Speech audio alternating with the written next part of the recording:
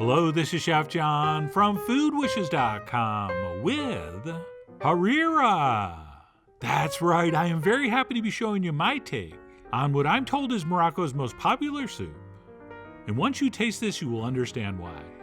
Since this incredible combination of pasta, lentil, and chickpeas is so hearty, so flavorful, and so satisfying, it is without a doubt one of the best soups you will ever enjoy. So with that, let's go ahead and get started with an optional step. And that would be browning some cubed up lamb over medium-high heat in a little bit of olive oil.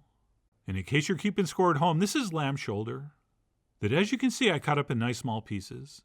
And that's not only so they fit nicely on a spoon, but also so it cooks and gets nice and tender in a relatively short amount of time. So if we are going to use meat, whether that's lamb or beef or chicken or whatever, we'll go ahead and cook that stirring in this olive oil until we've gotten some nice browning. And more importantly, some of that fat is rendered out of the meat. And I'm calling this step optional because this soup is often made without meat, and it's still fabulous. Or at least that's what I've heard. I wouldn't know. I like mine with meat. But either way, once that's browned, we can go ahead and toss in our diced onion, along with the traditional giant pinch of salt. And then stop me if you've heard this one before. But we will cook those onions stirring for about 4 or 5 minutes, or until they start to turn translucent, and maybe take on a little bit of golden brown color. And once those are just about to that point, and they're looking a little something like this, we can go ahead and toss in our spices, which will include some smoked paprika, some coriander, some cumin, some ground ginger, although some recipes do call for fresh ginger instead. In this, I think I prefer the dry. We will also do some freshly ground black pepper, as well as a little touch of cinnamon. And then we can also at this point toss in our minced garlic. And what we'll do is cook this all stirring for about 30 seconds to a minute, just to take the raw edge off that garlic. And of course to toast and wake up those spices a little bit. And once that's been accomplished, roughly 45 seconds later, we can add about a tablespoon of tomato paste and do the exact same thing. All right, we'll give that a quick stir fry for about a minute, since it's a proven scientific fact that if you saute tomato paste a little bit, it tastes better than if you don't. And by now, as hopefully you can see, we've developed some beautiful caramelized goodness on the bottom of the pan, and that is exactly what we want to see. Because what we'll do at this point is go ahead and transfer in some chicken broth, or the broth of your choice. And it's this liquid that will dissolve all that beautiful browned awesomeness from the bottom of the pan, and that really does add a tremendous amount of flavor to our soup. But wait, there's more. Besides our broth, we'll also add some crushed tomato, as well as some diced up celery, which I'm going to add kind of slowly, so you can see that I added the leaves as well.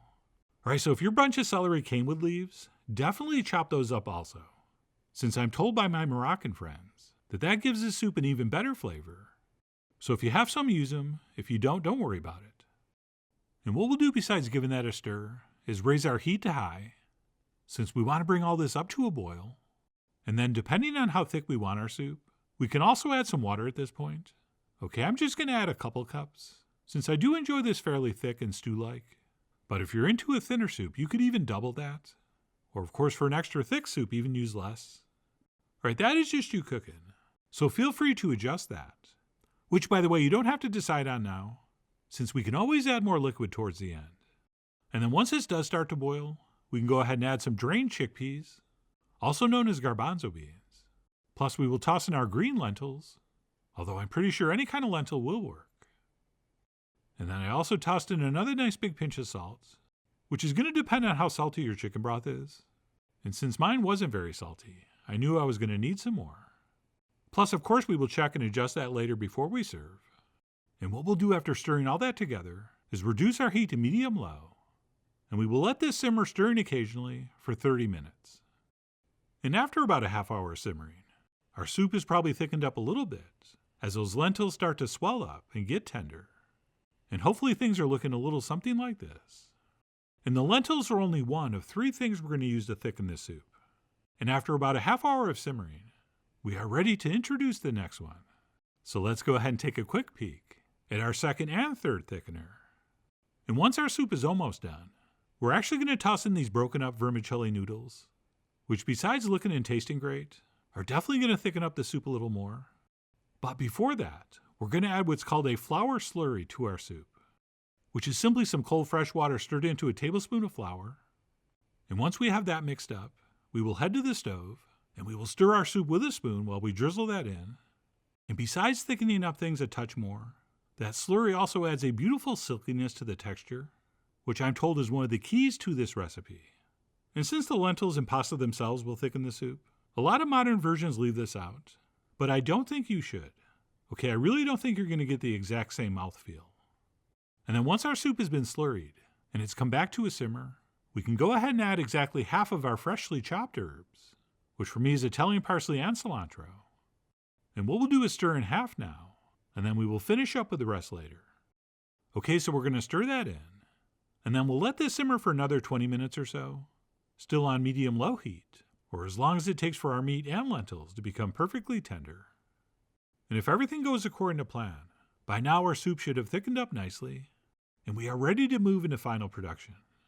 And all that means is we're going to stir in our vermicelli, which depending on where you buy it, might also be called angel hair pasta.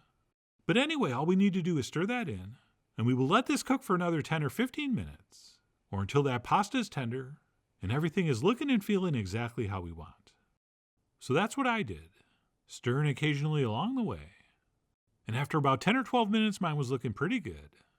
But as you know, we try not to guess in the kitchen, so we'll want to grab a spoon and check things out. And besides checking to make sure our pasta is tender, we should also check our seasoning. And if this needs more salt, which it almost always does, we can toss them in. Oh, and if you forgot the cayenne, you can add that now as well. And then don't forget, we still have half our freshly chopped herbs left, which we will add right now. And then last but not least, we'll do the freshly squeezed juice from one lemon. Or if you think it needs it, you could add more. I mean, you are after all the Vera Wang of your Harira's tang. But I definitely think you want to add some, since that really brightens these flavors up and balances all those earthy, sweet, rich flavors. And that's it. Once all that's been stirred in, we can give it a final taste. And if we're happy with it, which I very much was, we can go ahead and grab a ladle and serve this up. And right here you can get a great look at what I think is the perfect thickness. But as I said earlier, if you want yours thinner, just add more liquid. But anyway, we'll go ahead and serve that up. And then as far as the garnish goes, we could just do some more parsley or cilantro. But since I had it, I'm going to finish up with a couple beautiful celery leaves. Oh yeah, those gorgeous chartreuse ones from the inside. And then to finish up, I like to do a little drizzle of olive oil. And that's it. My Moroccan Harira soup was ready to enjoy. And before I get to the texture and flavor, can I just please brag a little bit about how stunning the appearance is of this soup? I mean, generally the surface of a soup is not overly exciting. But come on, look at this. Okay, there is a lot going on there. So I just absolutely adore how this looks. And I'm happy to report the taste and texture are just as impressive. Right, we're talking rich and comforting without being too heavy.